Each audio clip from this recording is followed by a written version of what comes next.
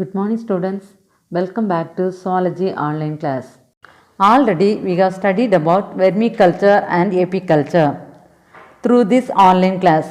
Have you remembered children? Today we are going to revise the same portion, vermiculture and apiculture. So vermitechnology involves production of earthworms and vermicompost. Okay. So the first one is vermitechnology.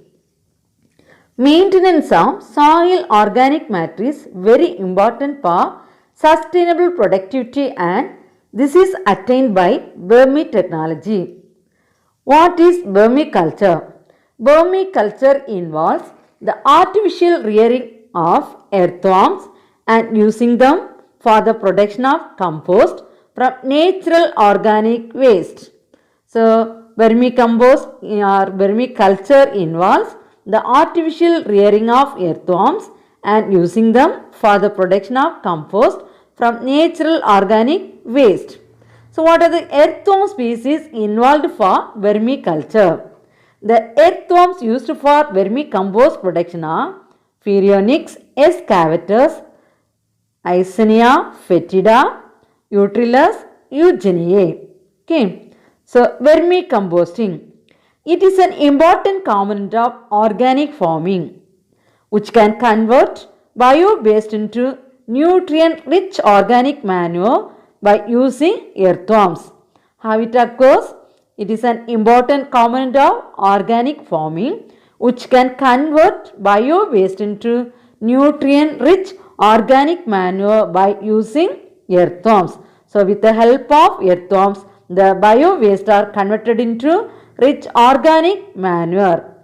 So the earthworms feed on the organic waste. Earthworms feed on the organic waste and excrete it in digested form known as castings.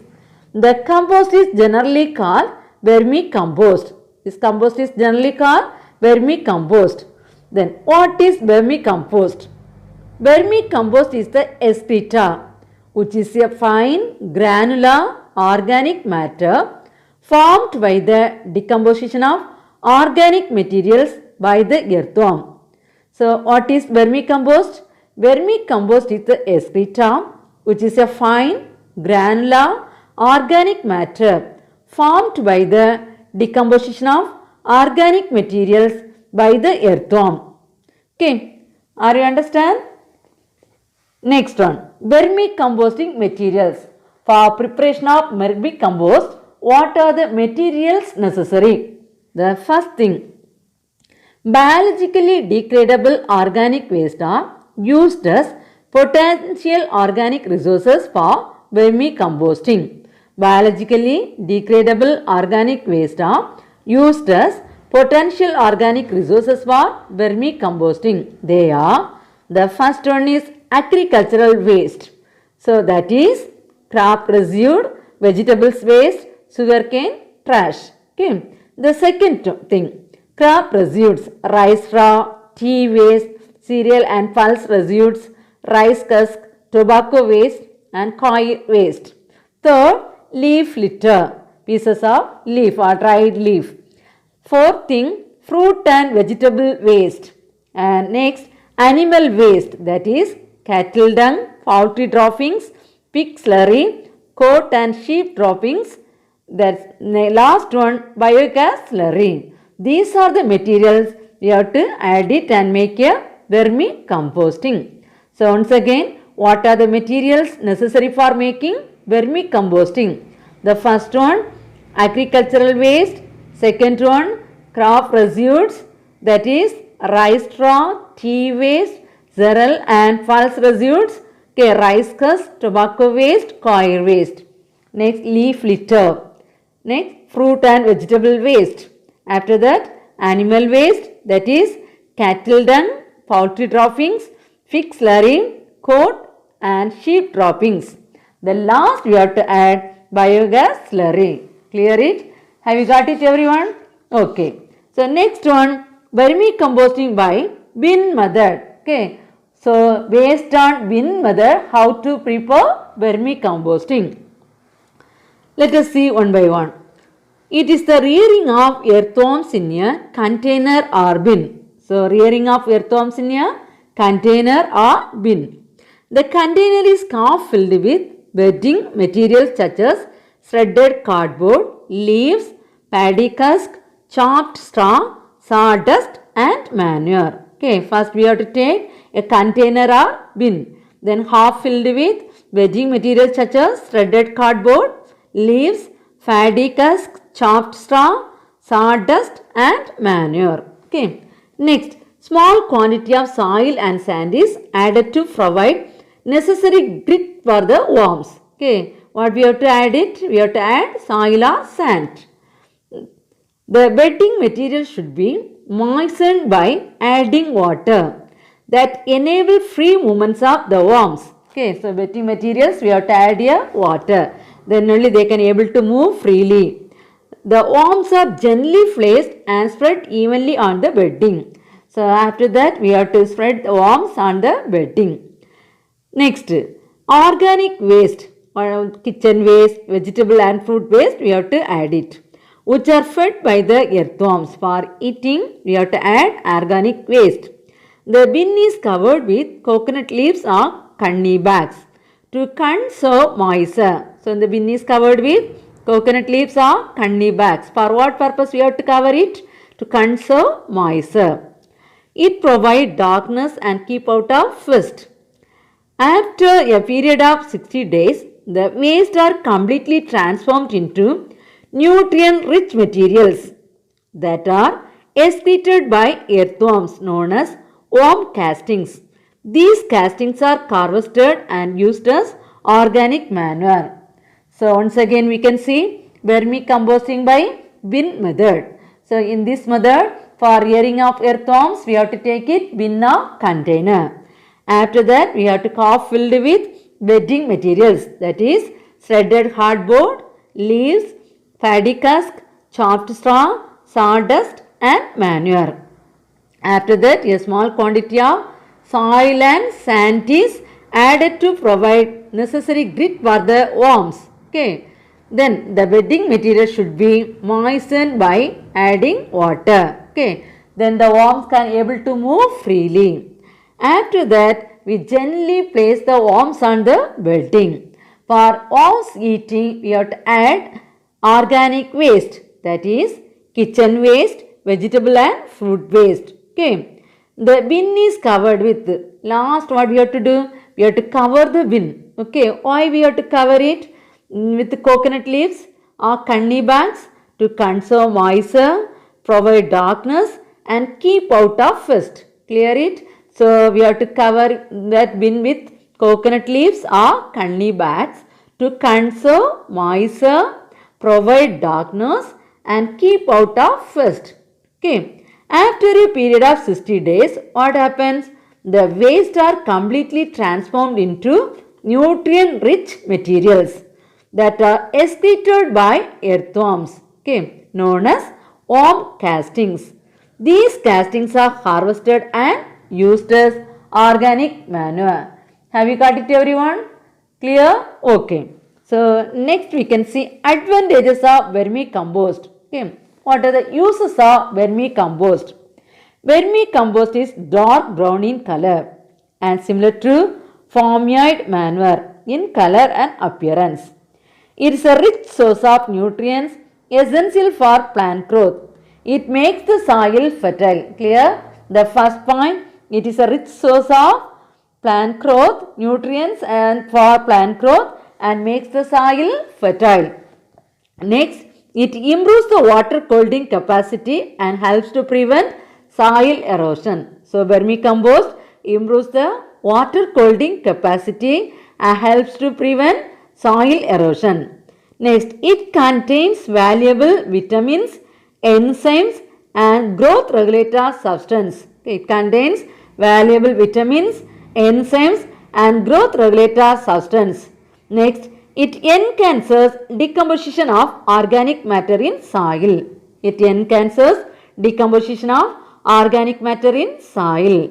Next, vermicompost is free from pathogens and toxic elements. Do not have pathogens, okay, and toxic elements. So pathogen means disease causing organisms. Clear? The last one, vermicompost, is rich in beneficial microflora. Only useful microorganisms are there. So vermicompost is rich in beneficial microflora. So once again, the advantages of vermicompost. So it is a rich source of nutrient, essential for plant growth and makes the soil fertile. Next, it improves the water holding capacity. So it helps to prevent soil erosion.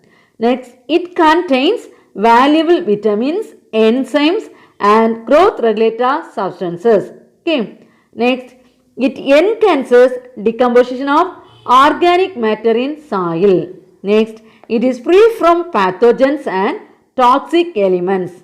The last one, it is rich in beneficial microflora. Got it everyone? So vermitechnology, under vermitechnology we have seen vermicompost, vermiculture and how to prepare vermicompost by wind method. Clear children? I hope everyone understood. Let us learn about apiculture. Apiculture is the rearing of honeybee for honey. It is also called beekeeping. What is apiculture? Apiculture is the rearing of honeybee for honey. It is also called beekeeping. So it is a profitable rural waste industry. So honeybees are domesticated by farmers to produce honey. Honeybees are domesticated by farmers. For what purpose it is domesticating? To produce honey. Okay. Now we can see types of honeybee. There are three types of honeybee. They are queen bee, drones, worker bees. Queen bee, drones, worker bee. The first one is queen bee. The queen is the largest member and the fertile female of the colony. Queen is the largest member and the fertile female of the colony. They are formed from fertile eggs. The queen is responsible for laying eggs in a colony. The queen is responsible for laying eggs in a colony. Next, drones. They are the fertile males. They develop from unfertilized egg. They are larger than the workers and smaller than the queens.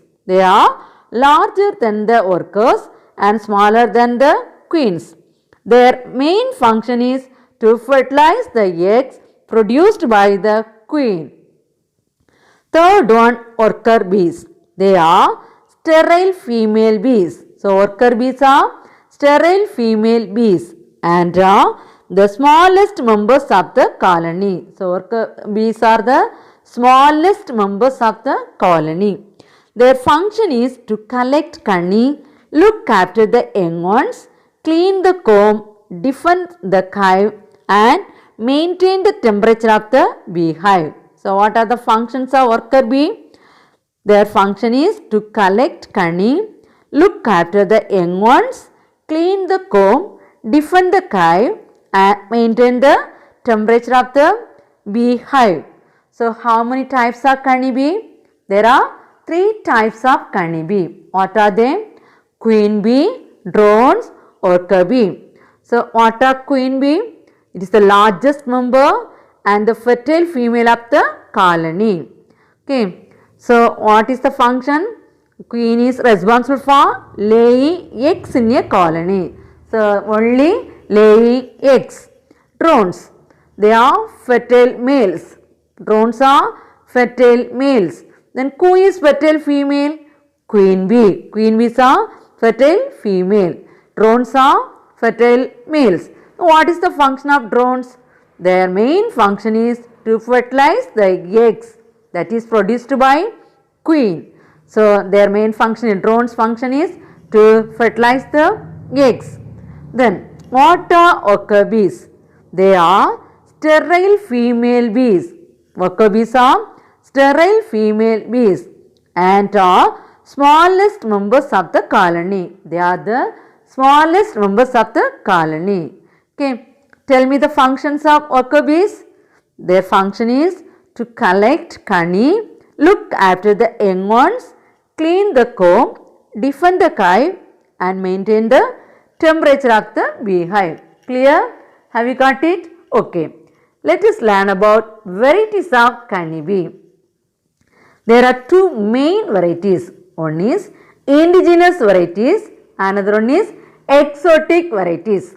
The first one is indigenous varieties. What are they? They are Apis dorsata, Apis florea, Apis indica. So, Apis dorsata means rock bee or wild bee. Apis florea, little bee. Apis indica, Indian bee. Got it? So, what are the indigenous varieties?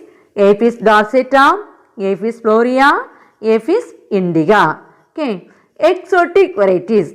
Apis mellifera, Apis adamsoni. So, Apis mellifera means Italian bee. Apis adamsoni means African bee. Clear? So, these are the varieties of honey bee.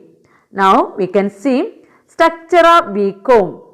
The comb of the bees is formed mainly by the secretion of wax glands present in the abdomen of the worker bee. A comb is a vertical sheet of wax with double layer of hexagonal cells. Okay. Comb is a vertical sheet of wax with double layer of hexagonal cells. Then formation of honey.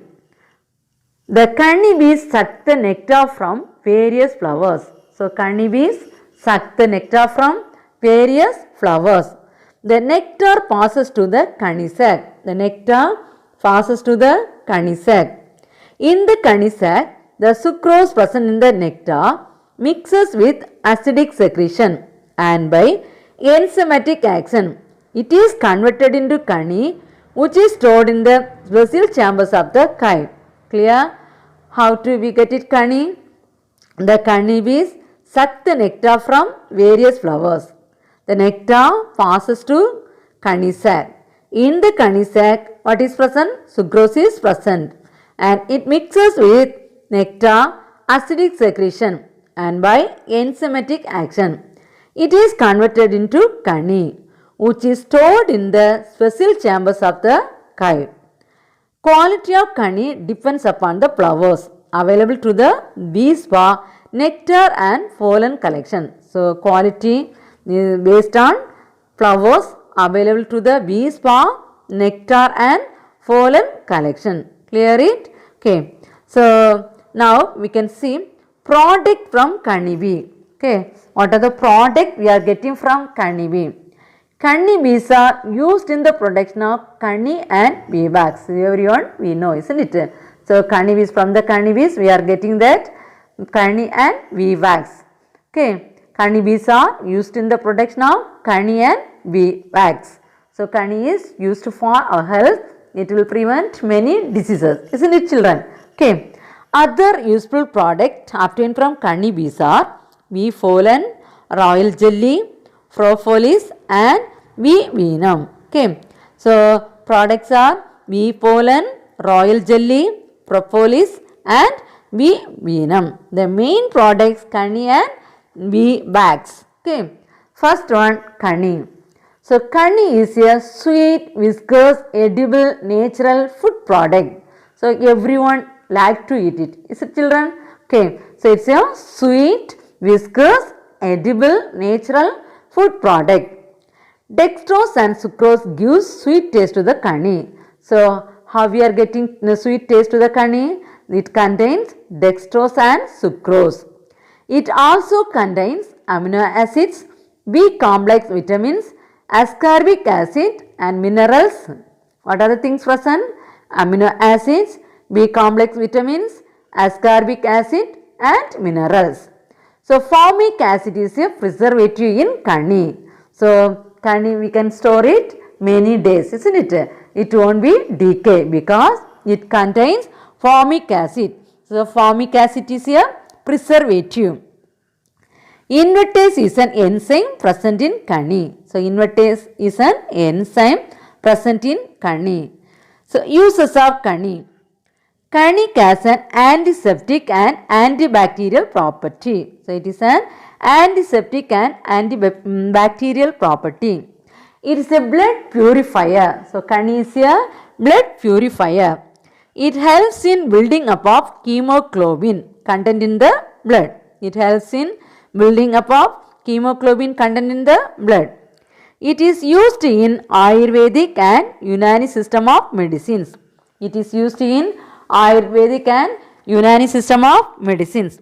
It prevents cough, cold, fever and relieves sore throat. Okay, it prevents cough, cold, fever and relieves sore throat.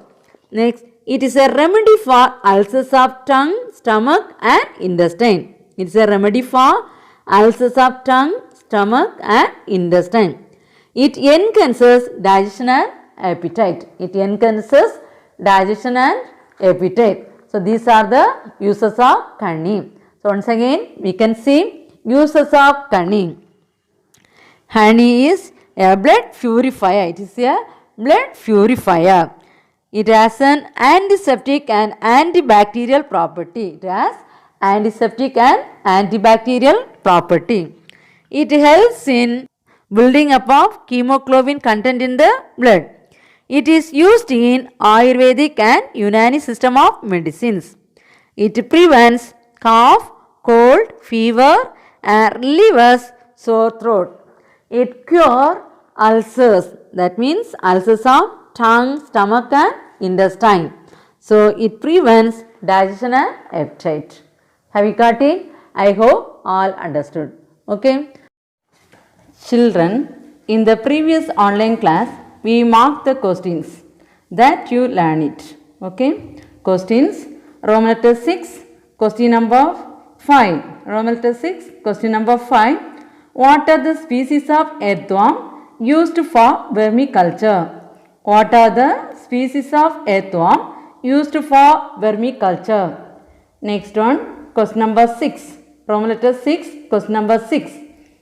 List the medicinal importance of Kani.